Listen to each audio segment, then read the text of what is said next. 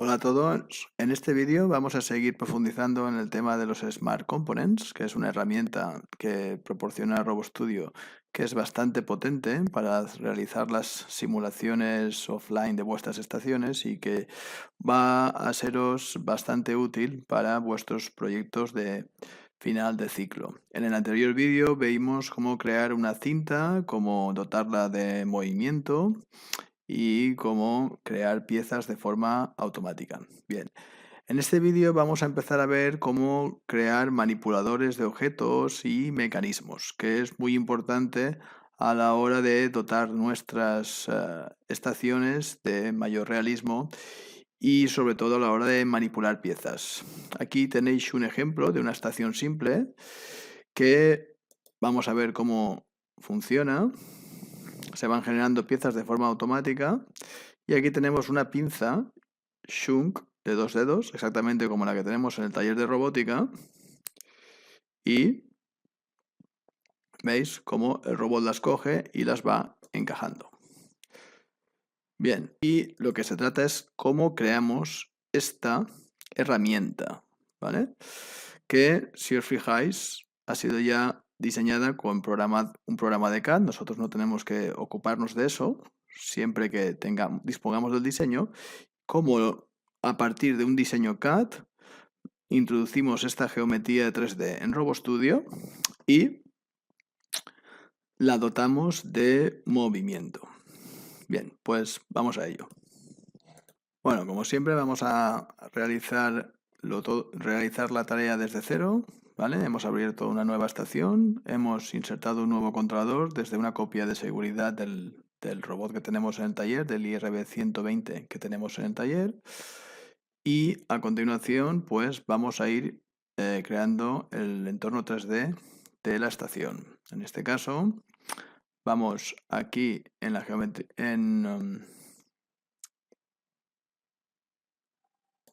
desde las bibliotecas que tenemos ya de usuario, pues por ejemplo yo tengo aquí ya esta mesa que la había utilizado en anteriores estaciones, como esa que habéis visto de ejemplo, la inserto, sobre ahí será mi plano de trabajo, la voy a posicionar un poco para que esté al alcance del robot, bien, más o menos ahí, veo que podría ser una buena posición de inicio de la mesa.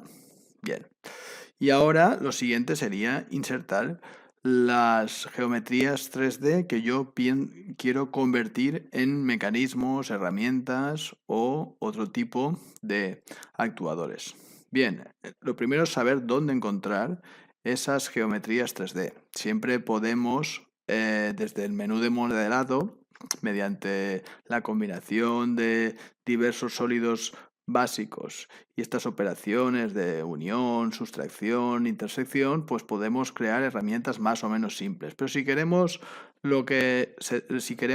simular una herramienta que se parezca lo más posible, con el mayor detalle posible, a una pinza real o a un actuador real, ya sea un cilindro, ya sea un manipulador rotativo, un actuador lineal, lo ideal siempre es buscar las librerías CAD de esos elementos e importarlos a nuestra estación de RoboStudio. Para eso, pues es útil que sepáis sitios donde las podéis buscar. Por ejemplo, esta página, Trace Parts, está muy bien.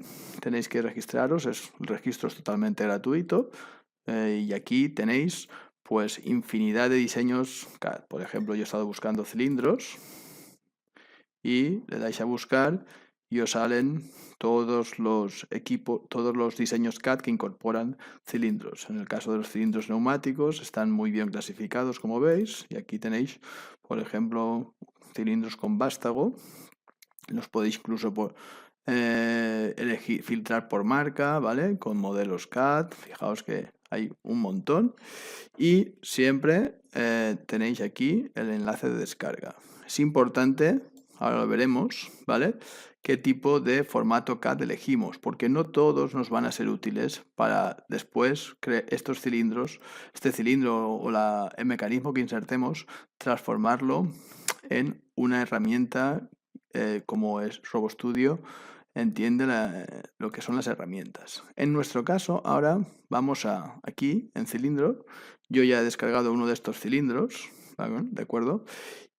Pero en el caso de que fueseis a elegir uno, ¿vale? Le daréis, por ejemplo, aquí a este, descarga en CAD, y el formato que debéis de elegir es el ACI 6.3. Ese es el que, de todos los que he probado, es el que mejor funciona. Ya veréis por qué, ¿de acuerdo? Le daríais aquí. Se tramita lo que es la solicitud de descarga, tarda un momentito, y aquí os aparece el enlace y le dais, ¿vale?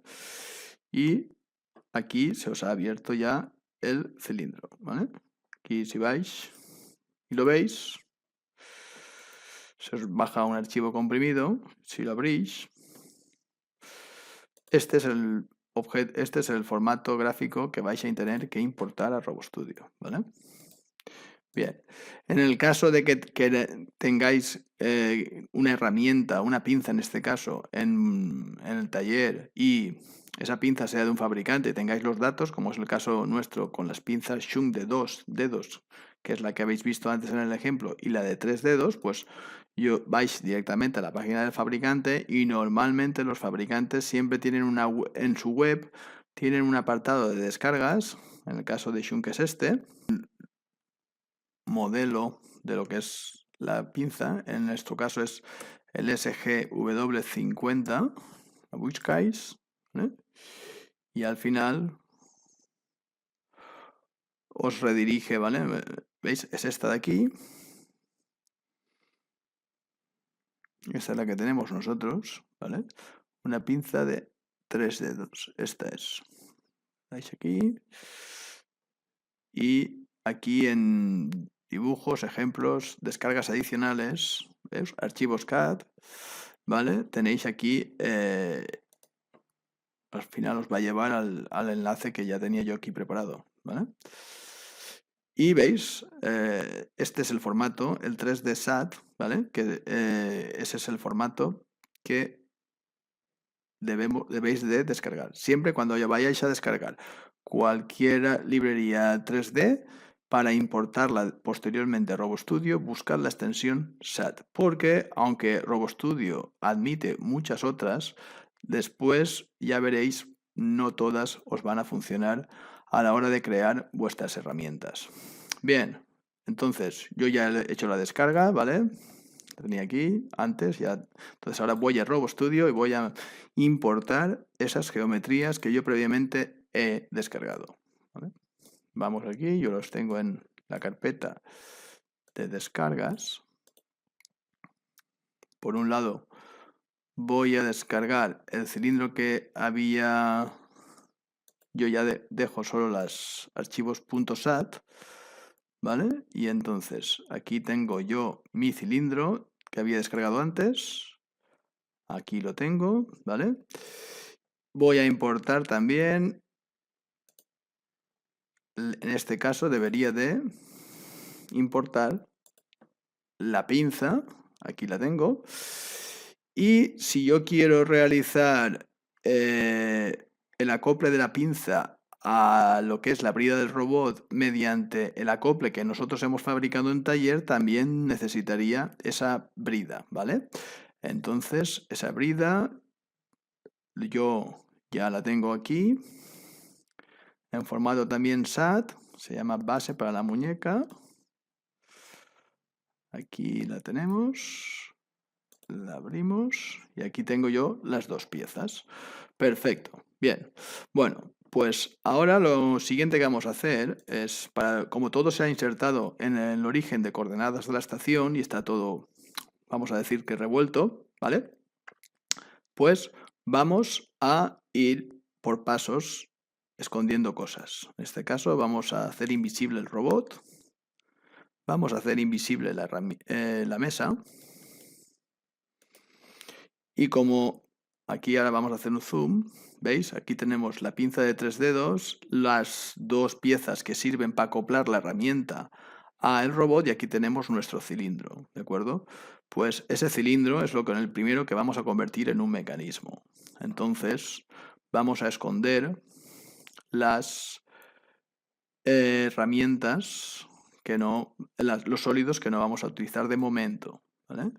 Entonces escondemos esto y escondemos estos. Nos quedamos aquí con el cilindro. Bien. ¿Por qué necesitamos la extensión .sat? Si os fijáis, la forma en que se ha insertado este objeto sólido, si lo despliego, tiene dos cuerpos. Por un lado tengo la camisa del cilindro y por otro lado tengo el vástago del cilindro. Con que yo tenga dos cuerpos ya es suficiente para producir el movimiento relativo, el desplazamiento relativo de uno respecto de otro. Por tanto, el movimiento ya lo tengo asegurado. Si yo solo tengo un cuerpo, aunque ese cuerpo sólido tenga la misma geometría y todas las mismas partes que estos dos, ¿vale? Pues evidentemente no puedo tener movimiento, pues porque para RoboStudio todo lo ve como una entidad. Así ya lo ve como al menos dos entidades. En el caso de la cinta, fijaos, si la hacemos otra vez visible, ¿vale? Está dividida en 5 partes distintas, con lo cual la animación puede ser mucho más completa que en el caso del cilindro. Aunque en el caso del cilindro, como en la realidad solo se desplaza el vástago en un movimiento lineal, pues es más que suficiente con que tengamos estas dos partes. Por tanto, volvemos a hacer la pinza invisible y vamos a trabajar con el cilindro.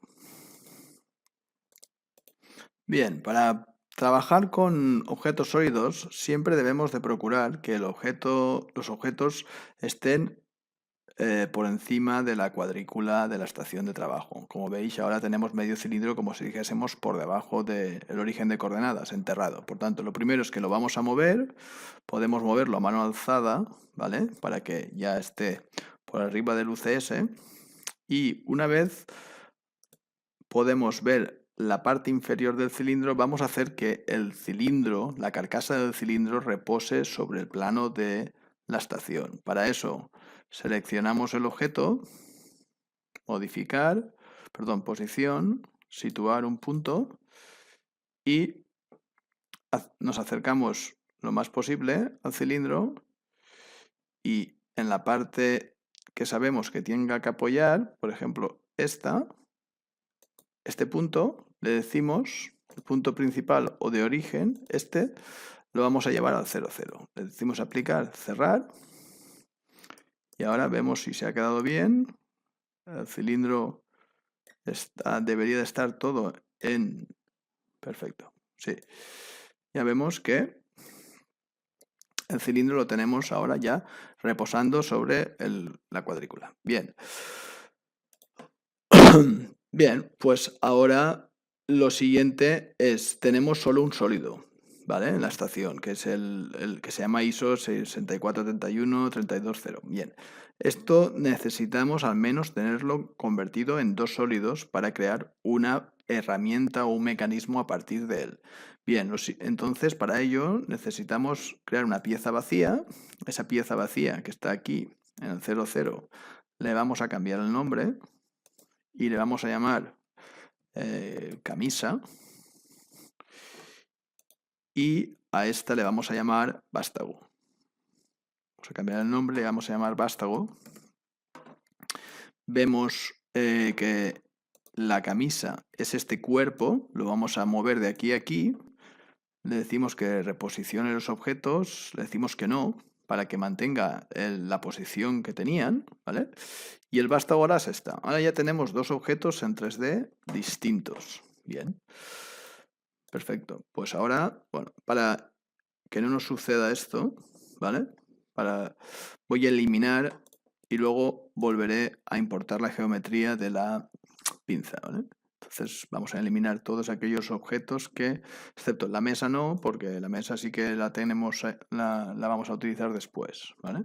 Pero he eliminado los objetos 3D de la pinza. Luego ya en el otro vídeo veremos cómo se hace. Bien, pues ahora lo siguiente es desde el apartado de modelado vamos a crear un mecanismo. Y el mecanismo que vamos a crear pues es vamos a llamarle, ¿no? Cilindro 2E de doble efecto. Es un cilindro de doble efecto. El tipo de mecanismo, ¿vale? Pues es una herramienta. Bueno, perdón, no lo vamos a hacer como una herramienta porque no vamos a insertar este cilindro sobre ningún eje del robot, sobre la brida del robot. Tampoco es un eje externo porque no vamos a desplazar, simplemente sería un dispositivo. Vemos que cuando tenemos un dispositivo se nos habilita aquí estas opciones. Bien, damos a un doble clic a eslabones y los eslabones son las partes de ese dispositivo. Entonces, vamos a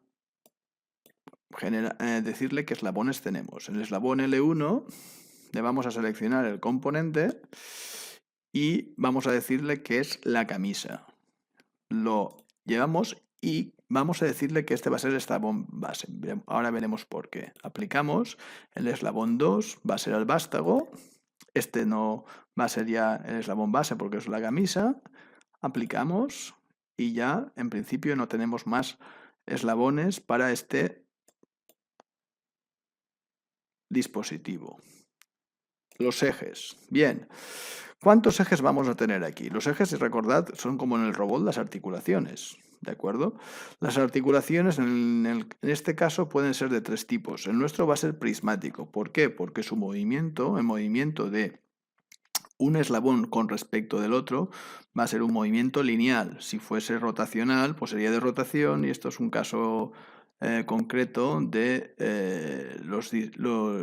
de movimiento de eje si previamente habéis seleccionado la opción de dispositivo en tipo de mecanismo, ¿vale? Bien, el eslabón principal es el L1, el eslabón secundario, el que se va a mover respecto del principal es el L2. El eje de articulación. Bien, aquí debemos seleccionar en cuál de los 3 ejes se va a mover este eje prismático. Pues como veis, el vástago coincide con la dirección de desplazamiento, su dirección de desplazamiento coincide con el eje X. De forma que cuando salga será X negativo. Por tanto, aquí tenemos que poner -1 para que él vea el vector de dirección y ya lo tenemos, ¿de acuerdo? Después, aquí lo que tenemos que saber es el movimiento, el rango de recorrido que le queremos dar, ¿de acuerdo? Si queremos que vaya desde 0, deberíamos de haber medido este vástago cuánto hace, ¿vale? No tiene sentido que se mueva más que su carrera. Como no lo sabemos, pues vamos a poner 50 y aquí vamos a simular ese movimiento. ¿Vemos ahí? ¿Veis? 50, ¿vale? Si le diésemos 60, ¿vale? Esto sería, yo no lo he visto, no lo he medido, pero evidentemente si le damos 150, pues, ¿veis? Se sale, el vástago se sale, porque ya estamos haciendo que se mueva más que la carrera. Evidentemente no hay que sacarlo tanto porque ahí dentro está la cámara de amortiguación, que aunque no esté dibujada sí que existe, por tanto, no sé, vamos a poner que con 50 ya vamos a lograr un desplazamiento bastante, bueno, o 60, por ejemplo, si queréis, ¿vale? Vamos a lograr un desplazamiento bastante apreciable en nuestra estación, es suficiente. Pero ya os digo, lo correcto aquí sería medir o directamente en la web del fabricante previamente haber visto cuáles son las dimensiones de la carrera de este cilindro para que simular el movimiento que tendrá en la realidad. Entonces recordad que si esto se hace de forma precisa es para que la simulación también sea lo más próxima a la realidad. Bien, aplicamos. Cerramos este.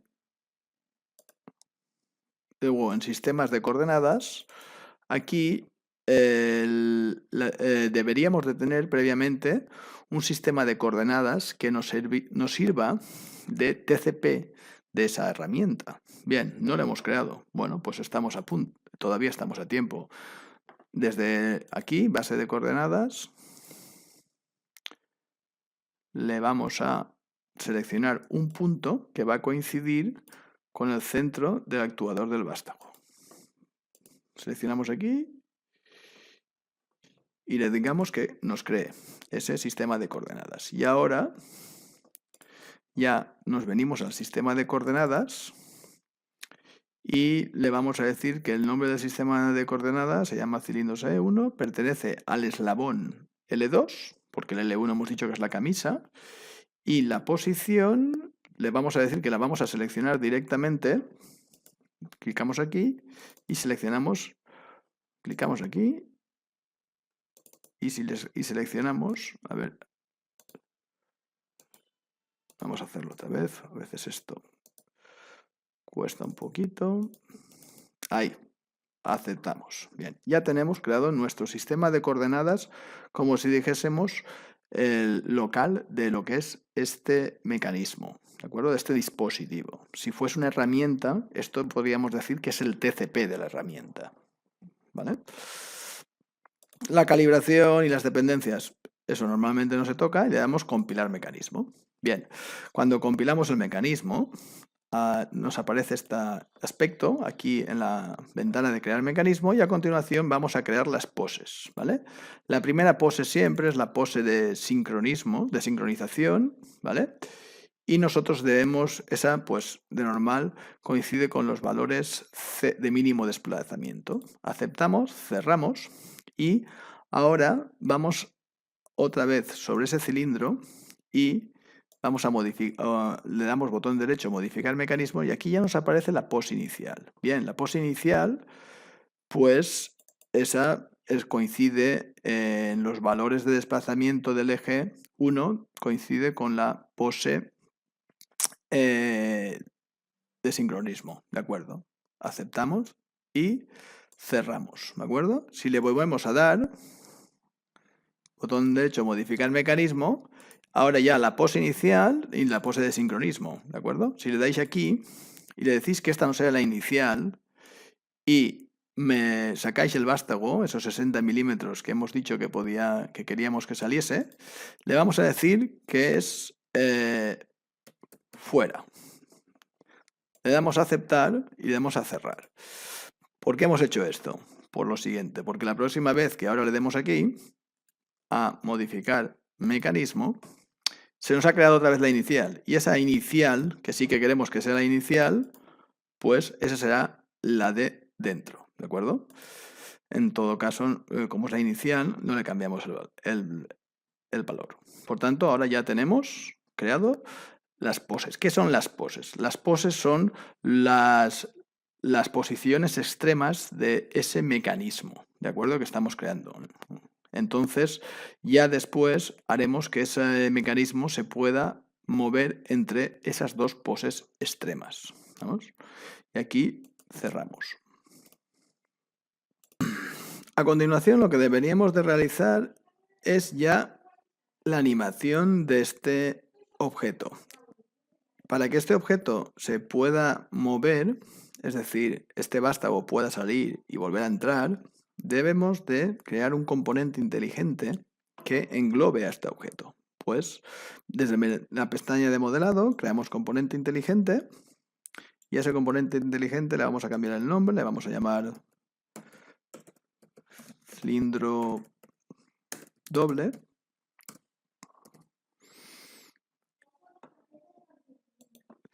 Y ese mecanismo que tenemos creado lo vamos a introducir dentro del cilindro doble. ¿De acuerdo? Bien, bueno, pues ahora vamos a ver. Ahora ya estamos en lo que es la parte de la animación del mecanismo. Por tanto, debemos de saber qué señales debe de recibir el cilindro para estirar el vástago y retraerlo, ¿vale? Por tanto, si es un cilindro de doble efecto, lo normal es que haya dos señales. Una señal que sea de avanzar, avance, y otra señal que sea de retroceso.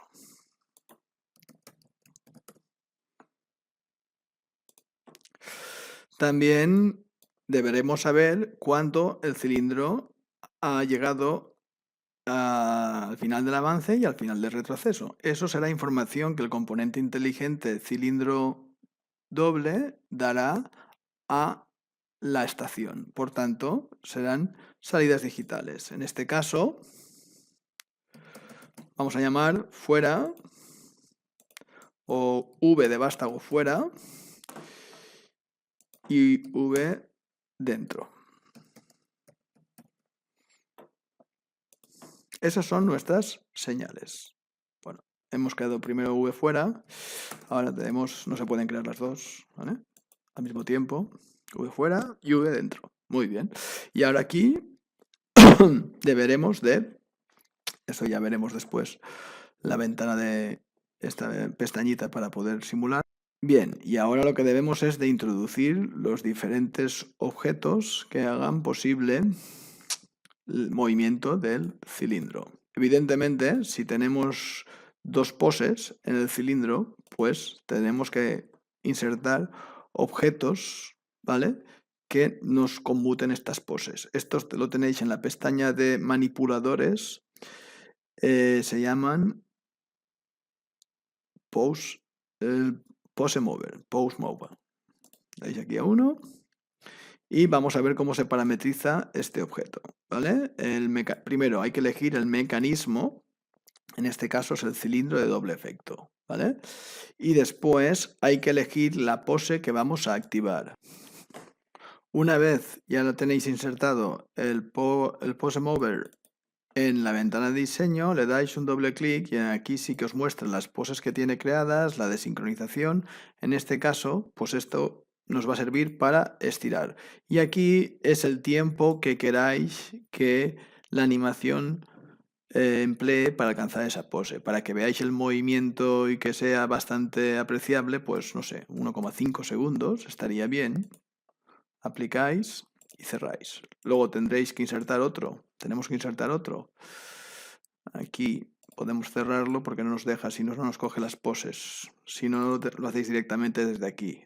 Le dais al mecanismo, primero cilindro, cerráis, volvéis a darle un doble clic y aquí ya coge las poses que tiene. Hemos dado la de fuera, pues la de home pose, que es introducirlo dentro, ¿vale? La de retroceso del cilindro. Bien. Entonces, ¿cuándo se va a producir el avance y por tanto vamos a querer alcanzar la pose de fuera? Y por tanto, pues cuando venga la señal de avance. Esta es la que nos provoca la ejecución del pose mover hacia afuera. Cuando está ejecutado, este nos debe de activar la salida de vástago fuera. ¿Cuándo se va a producir el retroceso? Pues cuando venga la señal de retroceso. Esta nos ejecuta la pose que nos lleva a la pose de home, que es la del vástago introducido, y cuando el vástago ya está introducido, nos activará esta salida, que es vástago dentro. Además, para que visualmente no coincidan las dos poses simultáneamente, que eso debido a los tiempos de transición podría suceder, vamos a hacer que cuando avance cancele esta pose y cuando retroceda cancele la pose de avanzar. Al igual, ¿de acuerdo? Aquí lo que ocurrirá es que si lo dejamos así, se nos pueden activar, quedar el cilindro fuera, por ejemplo, y los dos detectores. Ahora lo vais a ver y vamos a ver si sucede eso, cómo solucionarlo. Venimos aquí, ¿de acuerdo? Y ahora le vamos a darle a la simulación y desde la ventana de diseño le damos doble clic y vamos a dar una señal de avance. El cilindro avanza. Vemos que no se nos activa. Bien, vamos a darle a retroceso. En el avance lo hace bien. Fijaos, en 1,5 segundos. En el retroceso lo hace instantáneo, hay que tocar el tiempo. Y las señales, pues vemos que no se activan, ¿no? V dentro, hay dos V dentros. Y V dentro, de acuerdo. Aquí hay algo que falla. Vamos a ver lo que es. Venimos aquí, debemos de parar la simulación primero que nada. ¿De acuerdo? Venimos aquí, entonces en el pose mover el 2, el fuera, este no tenía tiempo de transición, ponemos 1,5 segundos. Y aquí Este hace... Oh. Vamos, aquí nos hace falta, aquí vemos que para evitar esto vamos a poner unos biestables, ¿vale?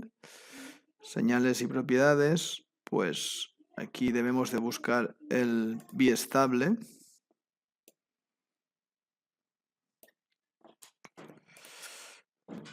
Lo ponemos aquí. Y ponemos otro. Aquí. Entonces la activación de los detectores, estos virtuales, va a ser desde los biestables. De forma que cuando se active uno, este es el de fuera, pues este va a activar este y va a resetear este. Y este va a activar este y va a resetear este de aquí. Vamos a probar ahora. Venimos aquí, volvemos a lanzar la simulación. Diseño. Esto no sé por qué nos aparece así. Avance. Fuera. Quitaríamos la señal, esto ya lo haría el programa de Rapid. Seguiría estando fuera, retroceso, dentro. Muy bien.